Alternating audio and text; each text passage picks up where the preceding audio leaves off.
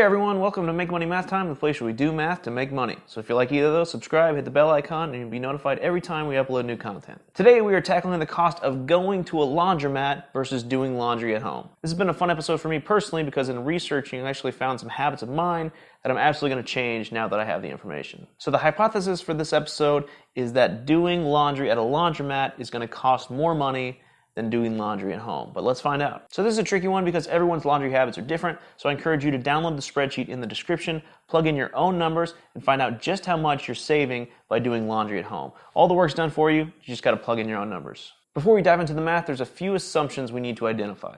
So the first assumption is that there's no opportunity cost of going to the laundromat. Basically meaning you're going to the laundromat on a weekend, you're not giving up work to go to the laundromat. The second assumption, and this is a big one, is that we're going to be doing laundry for two. So if it's different for you, make sure you're plugging your own numbers in the spreadsheet. The third assumption is that we're going to assume a 10-year lifespan of the washing machine. And lastly, this isn't quite an assumption, but in laundry terminology, people throw around the term load. Sometimes it refers to the weight of the clothes, sometimes it refers to the potency of the laundry detergent. So just know that when we talk about loads of laundry, it's kind of a nebulous catch-all term that could mean a few different things. And last thing before we jump into the math, we have to identify what all the costs are that go into going to the laundromat.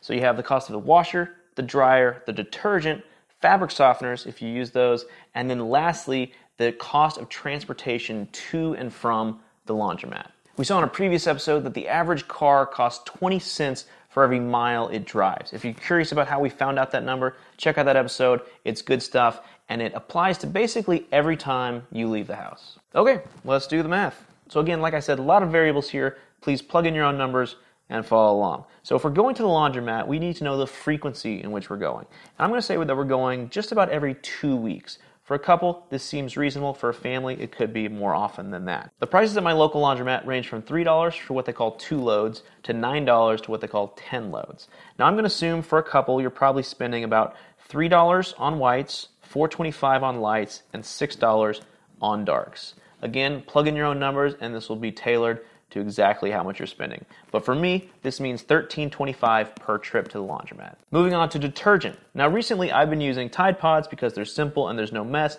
but when I went on Amazon and actually looked at the price per little Tide Pod, it was about 2 or 3 times what some of the cheaper detergents were. So after this episode, I'm absolutely not going to be buying Tide Pods. I'll be using much more cost-effective detergent. Now, Tide Pods were 22 cents per pod, but when I looked on Amazon, I found one that only runs 9 cents per load, which is a great discount. I'm putting a link to that in the description and in the spreadsheet as well if you guys want to buy cheaper laundry detergent. So if we're doing whites, lights, and darks, let's say there's a lot of darks, so we're doing 4 loads of detergent per trip, so that's 36 cents on detergent. For drying, I put them all together to save money. Local laundromat charges 50 cents per 8 minutes. Let's say it takes 40 minutes to dry, so that's $2.50 on the dryer. Now, I don't typically use dryer sheets. From what I've read, they're actually not great for your clothes. I don't know too much about it. I just stay away from them. But if you do use dryer sheets, that's 4 cents per sheet. Let's say you use 2 of them. So the laundromat itself cost us $16.19. But how did we get to the laundromat? We're carrying a lot of clothes, so I'm assuming we're driving ourselves. My laundromat is 2.5 miles away, making it 5 miles total. Now, typically, my car costs 20 cents per mile to drive. However, in the city, it's actually more expensive. It's actually closer to about 24 cents per mile. So if that's 5 miles, 24 cents per mile, that's $1.21 just to drive there and back. So $16.19 plus $1.21, accounting for some rounding errors, we're looking at $17.41 every time we go to the laundromat. We multiply that by 26 times in a year, and we're spending just over $450 on doing laundry in 1 year. Now, $450, but this is over 10 years. So we're assuming a steady 2% inflation, which is what the government tells us inflation is. I may disagree with that, but that's what we're going with. 2% inflation of laundry prices. So $450 over 10 years, 2% inflation. We're looking at just shy of $5,000 on laundry in 10 years. Now, that's a big number. It is over 10 years, but I don't think buying a washer and dryer are going to cost that much money.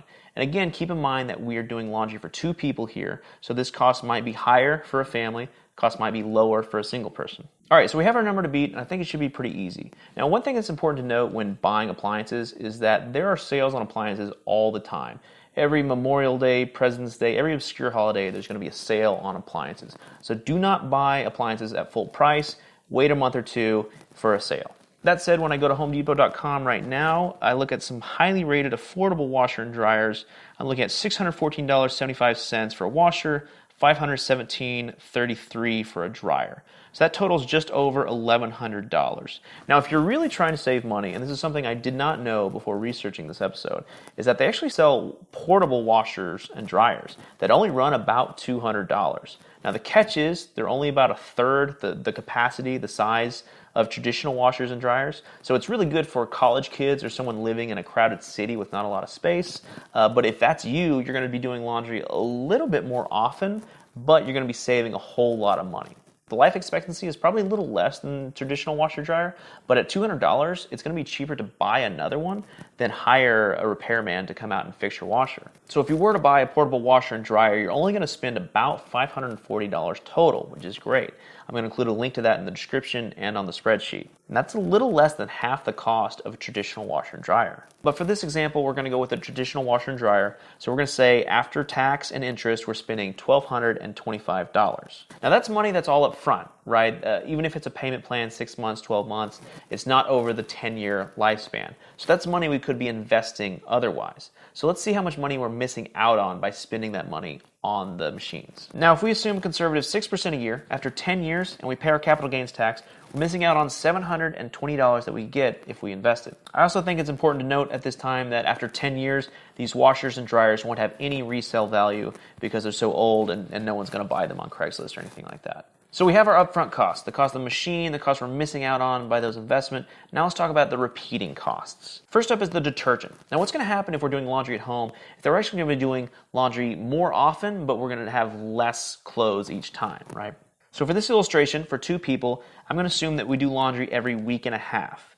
We'll only be using 3 loads of detergent because there's less clothes. So per session, we're only looking at about 28 cents on detergent.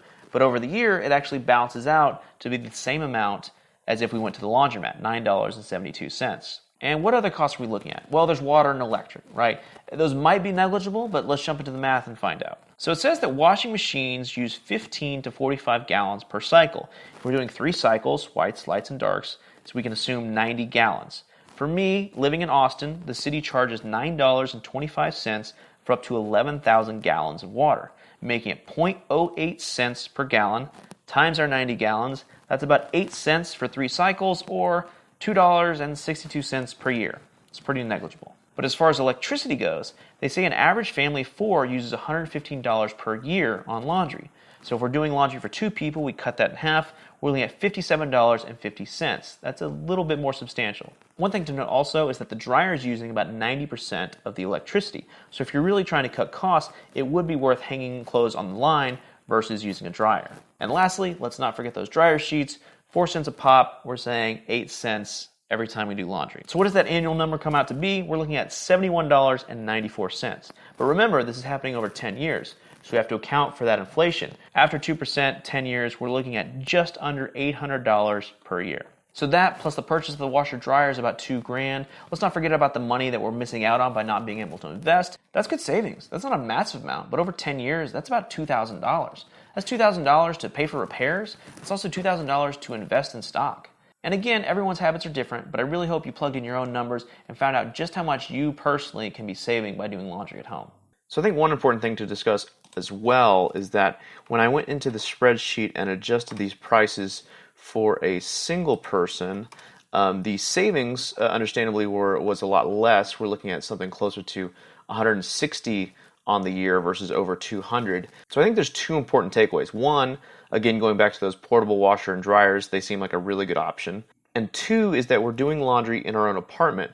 And so even though we're not saving an astronomical amount of money, we are allowed the freedom of our schedule, and we're not locked into staying at a laundromat for 2 or 3 hours just to do laundry. And that freedom of time really is important. You know, to sum it up, I guess purchasing appliances can be scary. It's a big cost. Hopefully you can find a payment plan when you go to Lowe's, Home Depot, or appliance store.